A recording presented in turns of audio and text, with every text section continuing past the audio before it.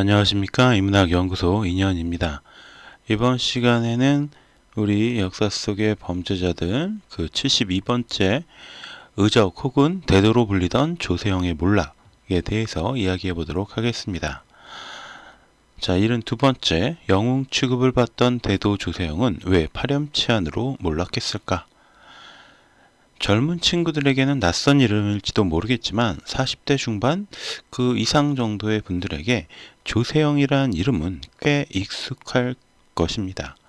그는 도둑임에도 불구하고 당시 많은 사람들에게 의적, 영웅, 대도 등으로 불리며 추앙을 받았습니다.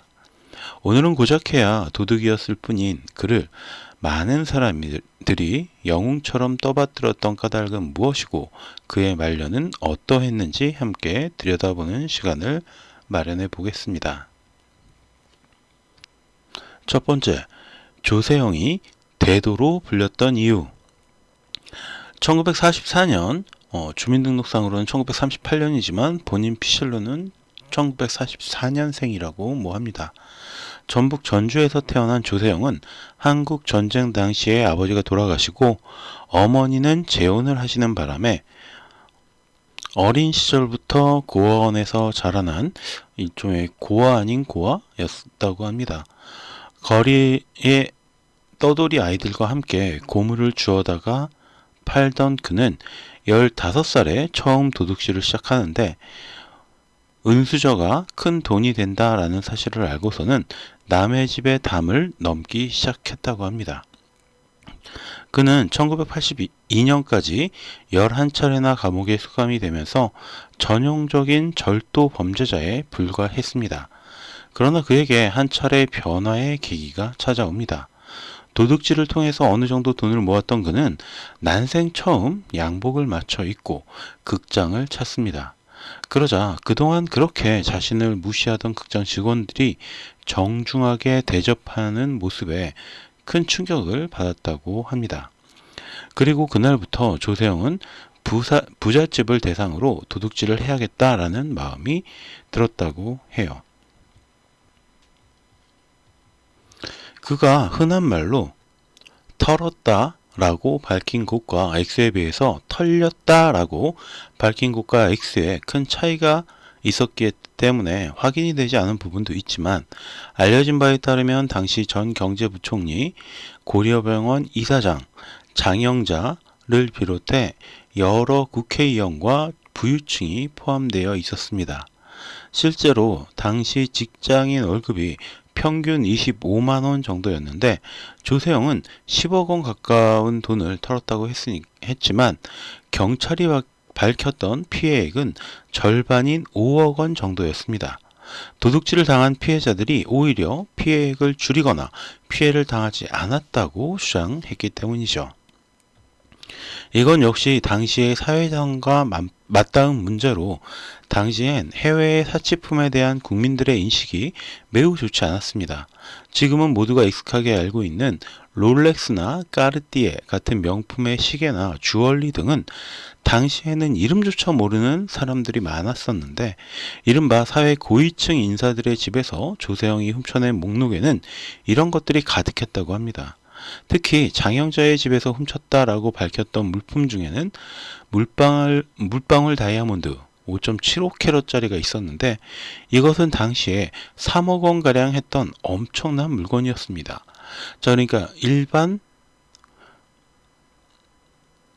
직장인 평균 월급이 25만 원이었던 시대에 3억 원짜리 보석 다이아몬드였다고 하는 거죠. 게다가 당시의 다이아몬드는 수입 금지 품목이기까지 했습니다. 조세형이 검거되면서 국민들은 분노합니다.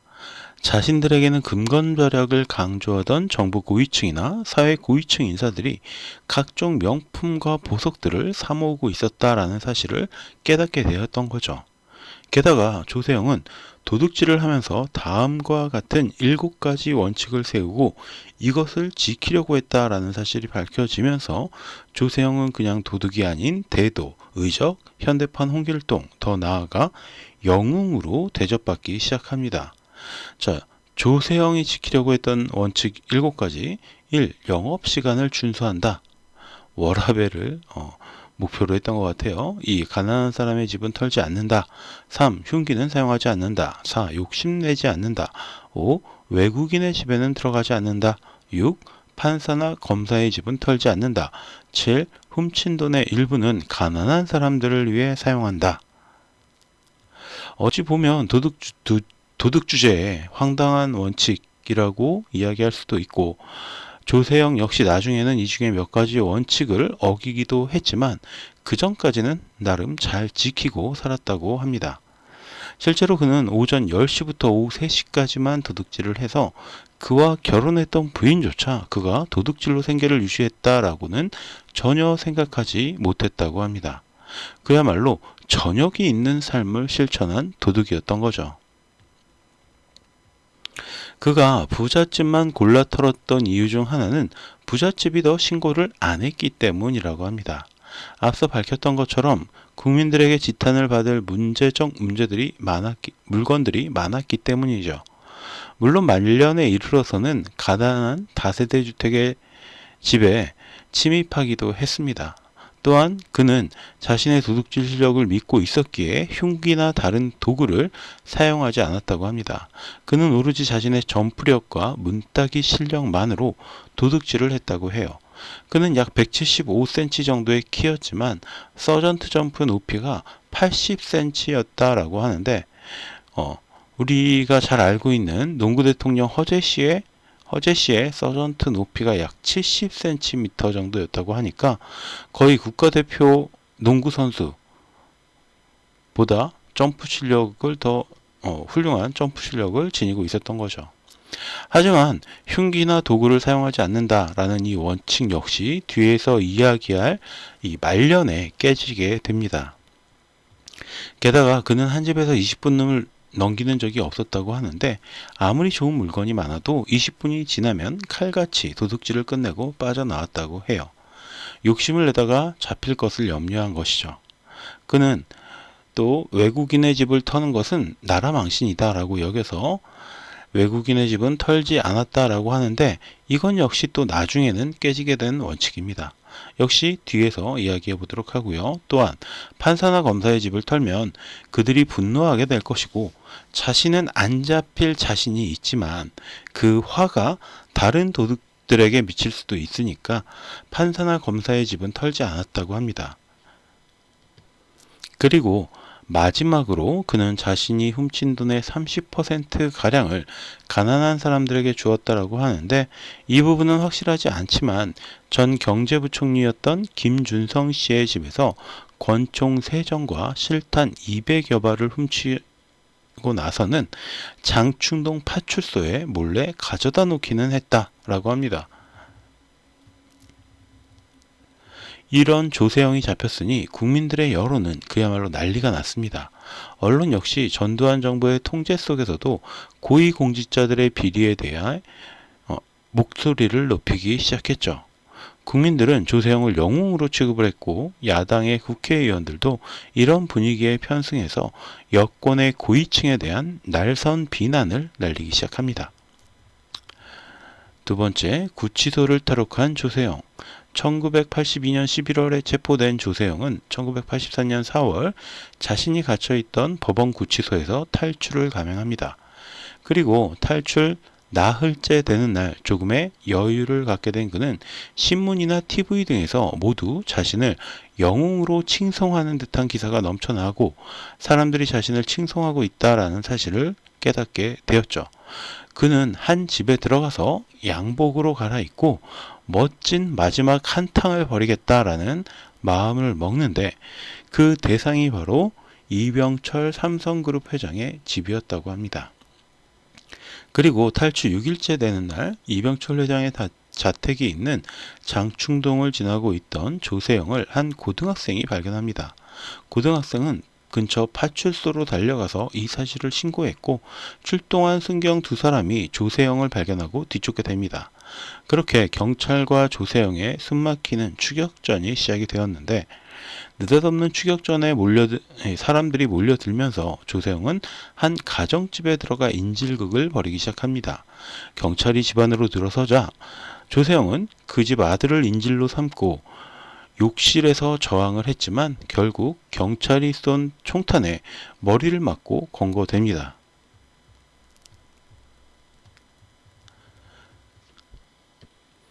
그는 법원에서 징역 15년에 보호감호 10년의 처분을 받고 당시에 가장 악질적인 범죄자들만 수용된다는 청송교도소로 보내집니다.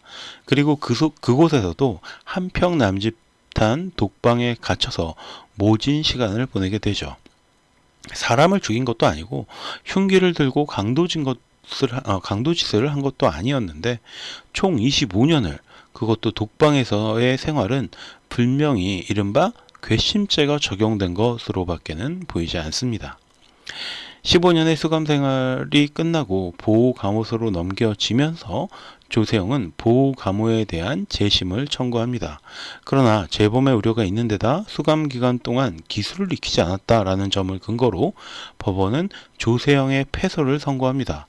하지만 독방에만 갇혀 있었던 조세영이 어떻게 기술을 익힐 수 있었겠느냐라는 인권단체의 반발이 거세지면서 항소심에서는 15년의 수감 생활을 통해 쇠약해진 몸에 이미 50대에 이르러 재범 가능성은 적다라고 판결을 했고 마침내 1998년 11월 26일 조세영은 출소를 하게 됩니다. 3. 몰락한 영웅, 파렴치범 조세영. 교도소에서 개신교로 개종한 조세영은 출소 이후에 많은 사람들의 기대와 관심을 한몸에 받게 됩니다. 각종 방송사와 언론사의 인터뷰 요청과 교회에서의 신앙 간증 요청이 줄을 이었죠. 게다가 당시 국내 최대 보험 업체였던 S1의 자문위원으로 위촉이 되었고 목사 안수를 받고 목회자가 되었을 뿐만 아니라 각종 대학의 경찰 행정학과나 일반 학교, 청소년 단체의 강사 등으로 초빙이 되면서 새로운 삶을 시작하는 듯이 보였습니다. 그러나 목회자가 되어 선교단체를 설립하고 일본의 노숙자들을 구원하겠다며 일본에 자주 방문하던 그는 2000년 11월 도쿄 시부야의 가정집 3곳에서 도둑질을 하다가 현지 경찰의 총에 맞고 검거가 됩니다. 자신의 원칙 중 5번째 외국인의 집에는 들어가지 않는다를 깨고 선교 활동을 핑계로 도둑질을 하고 있었던 것이죠.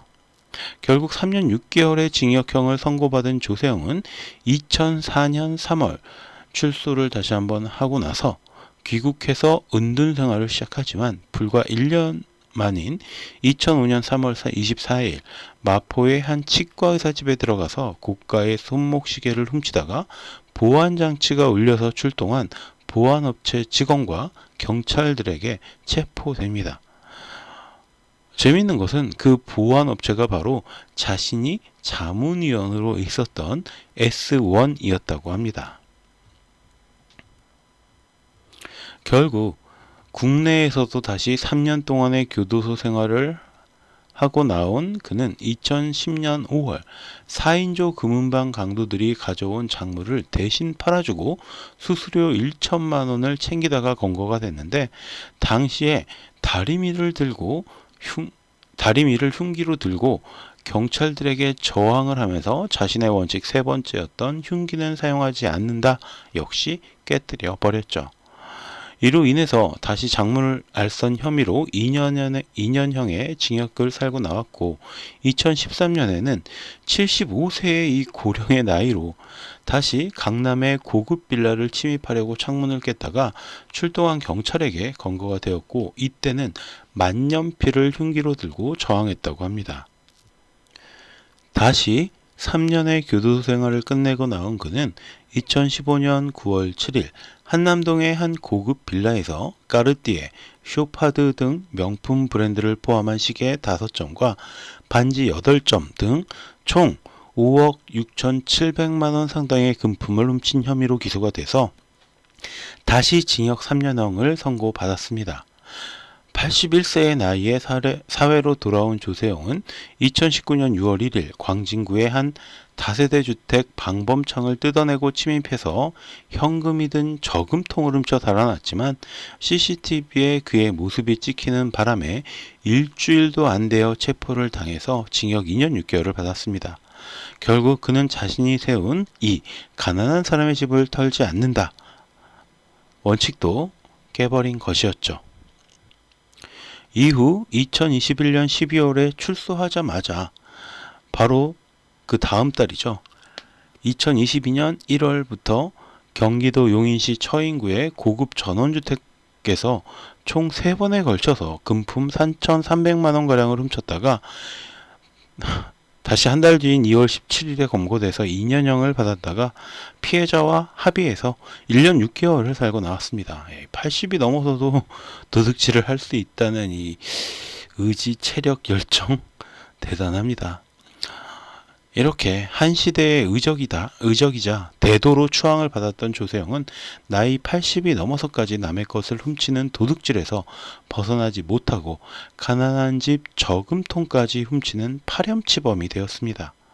1998년 출소했을 당시만 해도 개과천선의 상징, 영원한 대도, 의적 등으로 추앙을 받으면서 많은 사람들의 관심과 사랑을 받았던 그는 결국 개가 똥을 못 끊는 대표적인 사례로 남게 되었습니다.